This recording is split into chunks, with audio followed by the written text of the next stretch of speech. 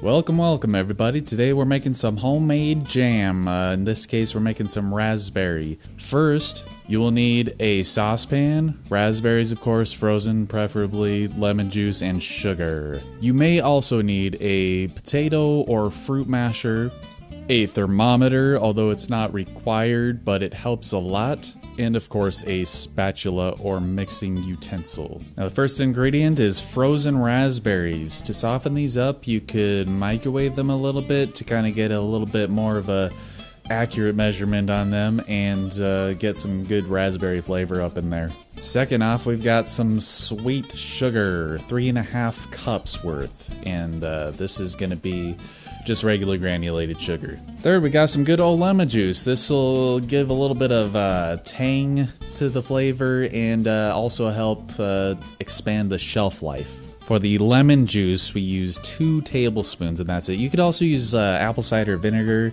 I like lemon juice personally, but you know, I kind of interchange them depending on my mood while I'm cooking.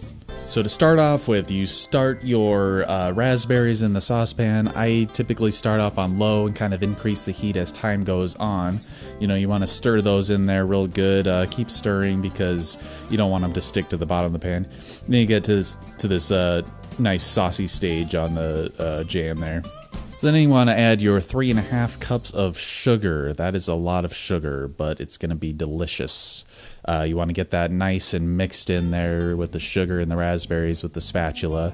I prefer a spatula. You can use a spoon or whatever, but spatula gets a nice, you know, you can scrape the sides, scrape the bottom, get all that mixed up in there to a nice syrupy consistency. Now, most of the time you'll want to mash up those raspberries. You know, with this recipe, you can really use any fruit. It doesn't really matter that much. I like raspberry personally, but you can use strawberries, blueberries, but you want to get those nice and mashed up in there because you don't want giant chunks of raspberries in your jam. Of course, keep this on probably medium to low heat. Of course, you want to add your lemon juice after this.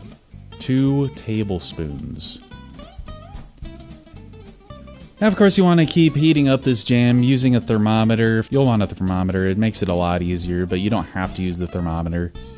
Otherwise, you can use a spoon to scoop out a couple of spoons of the jam and cool it down and see if it's the thickness that you like it at. You know, some people like super thick. I'm sure some people like thinner jam, but whatever. You can do it that way. It's a lot easier with the thermometer for sure. Then, of course, you can pour it into a jar or whatever container you desire. Let's see what Volt Boy thinks about our jam.